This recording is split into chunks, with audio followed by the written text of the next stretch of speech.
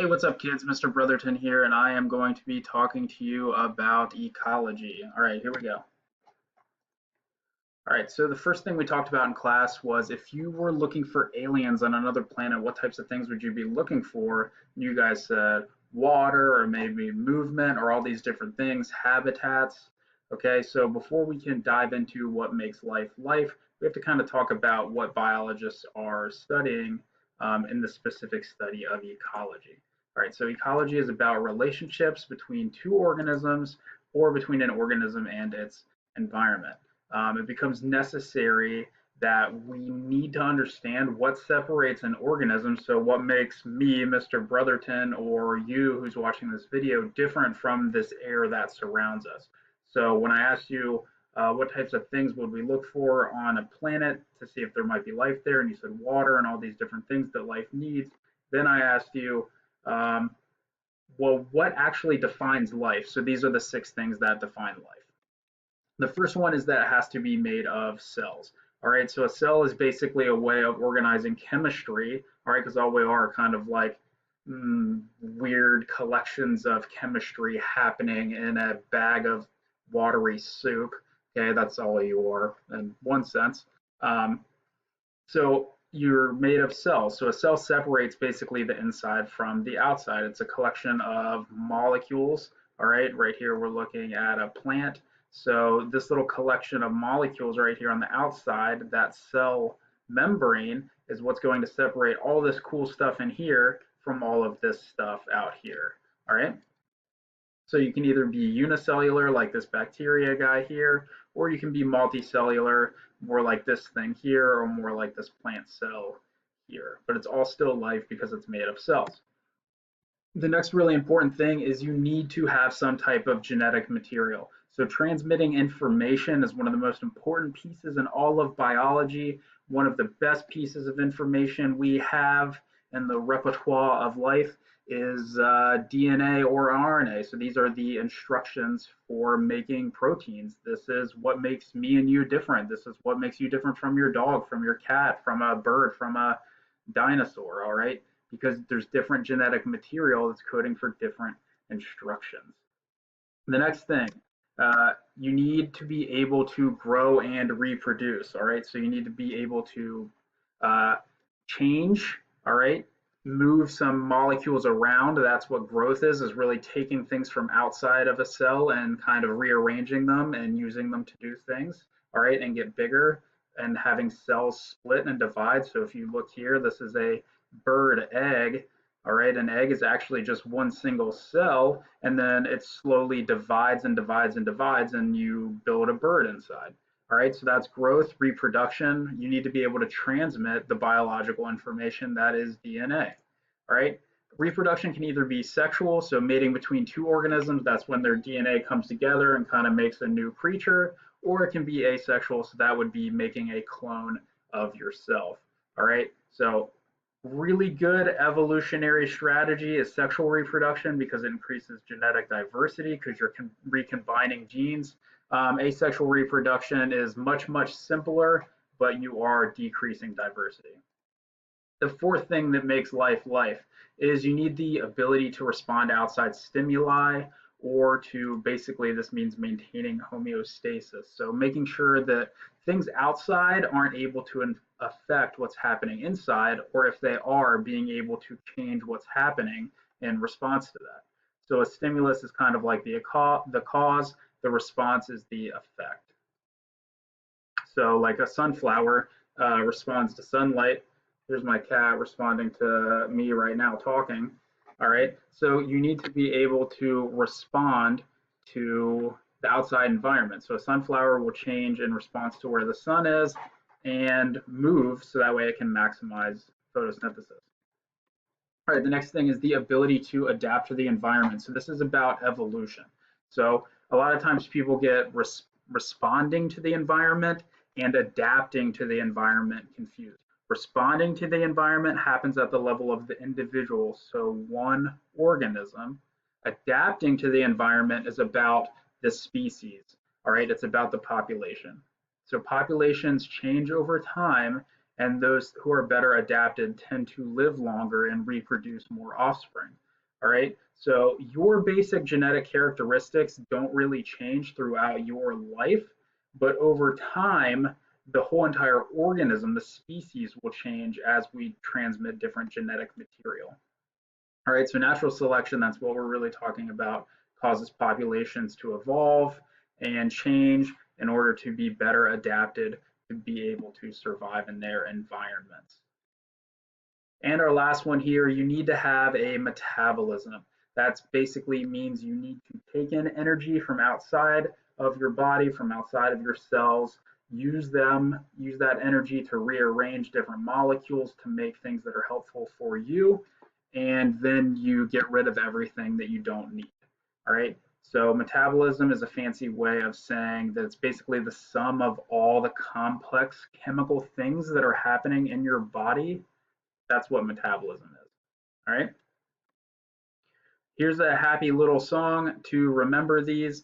I know it's really cheesy, but if you sing this to the tune of Row, Row, Row Your Boat, you will never forget these 6 things, and you will never get this wrong on a test. We did this in class, so I'm not going to sing it for you. Sorry, guys. All right. The next thing we have to talk about is, so we kind of know what life is. So biologists need to be able to differentiate between different levels of organization. All right. This is a fancy way of talking about the different size and scale of ideas.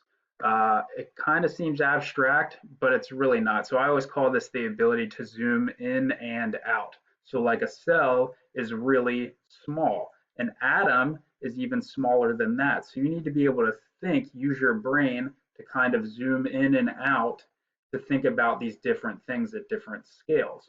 So once we go from, say, an atom up to a cell, then up to an organism, from there, now we're at the level of organization that ecologists study.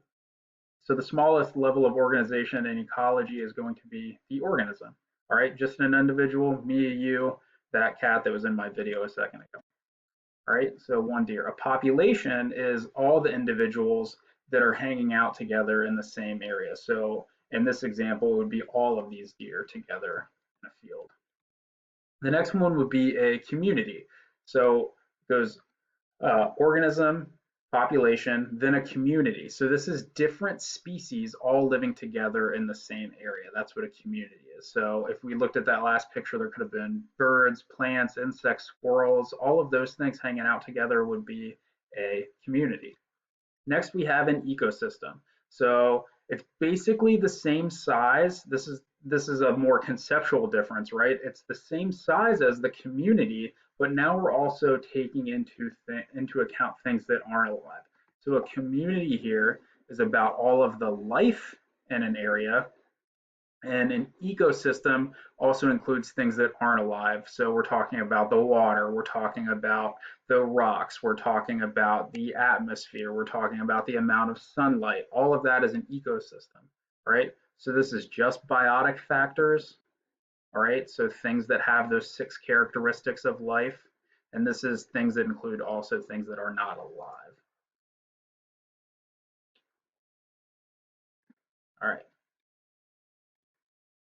So levels of ecological organization, we go up another level, and now we are at the level of the biome. All right, at the level of the biome, now we're talking about different ecosystems that kind of share similar characteristics. All right, so you might have animals that are very similar to each other that live in these different places, but they're generally areas that kind of look the same from the outside in. So like a temperate rainforest could be a biome, or a tundra is a biome, or a chaparral is a biome, or a temperate deciduous forest. All of those different things are biomes. They basically share the same types of characteristics like sunlight, precipitation, all right? And that's what you will be researching.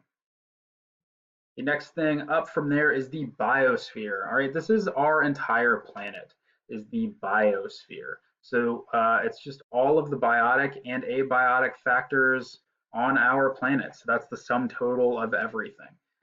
If we were to go up from here, from the level of the biosphere, now our next level of organization that biologists aren't too concerned about would be the solar system. And then from there, if we go up again, our next level of organization would be the Milky Way galaxy, right? And if we go up from there, it could be our local cluster of galaxies. And then if we go up another level of organization, we're looking at the whole universe. So scientists need to be able to categorize different levels of organization so that way it's easier for them to think about things at different scales. All right. So if you want to talk to an astronomer about what's happening in the solar system or the universe or maybe just in our galaxy, right? They're not going to be concerned about these levels of organization. Or if you want to talk to a quantum physicist, they're not going to be interested in maybe these levels of organization because they're looking at stuff that's really small. So we have to be able to kind of, I say it's zooming in and zooming out. So you have to know what level of organization you're talking about first, and then from there, biology gets a lot easier. So I know a lot of students get lost when they're thinking about something or looking at a diagram of a concept, but you always want to keep in mind the scale that we're talking about. All right. Up from there, a really important concept in all of biology, we'll come back to this, is the idea of biodiversity. So this is really about the variety of organisms at all levels, from populations all the way up to ecosystems. And um, this also includes the genetic diversity within a single species.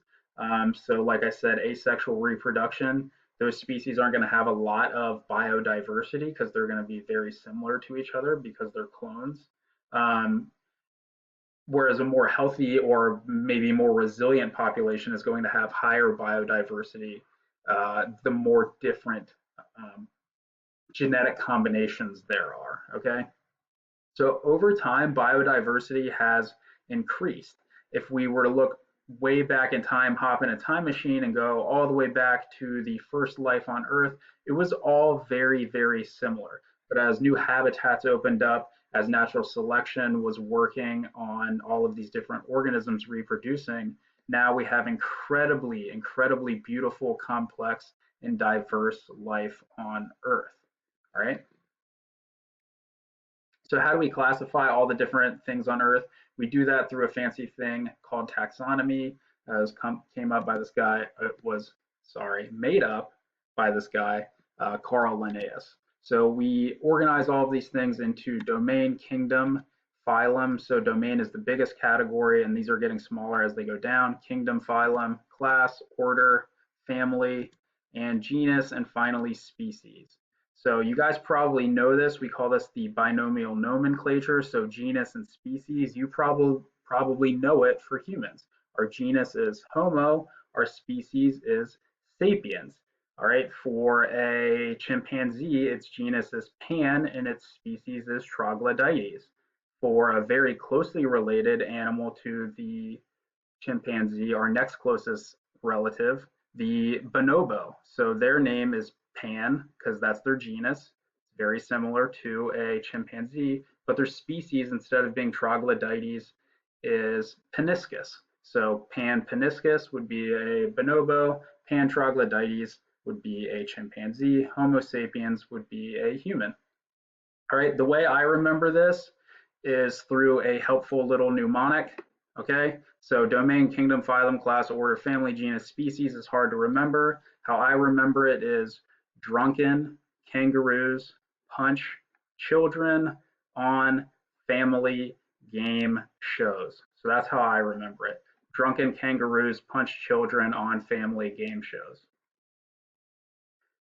So basically, we can use something called a cladogram to differentiate different things of life. So it's basically a key that helps us look at an animal from the outside, maybe look at their anatomy and figure out how they're different than other animals. And then as those differences accumulate, we can start sorting them in different categories and maybe realize where they are on the tree of life. So the vast tree of life has one origin based on all the evidence we have. And then as the tree starts to branch, we use this cladogram thing to start looking at the different animals and organizing them based on how closely related they are. All right, so that's it for today. Thanks a lot, guys. Stay curious. Bye.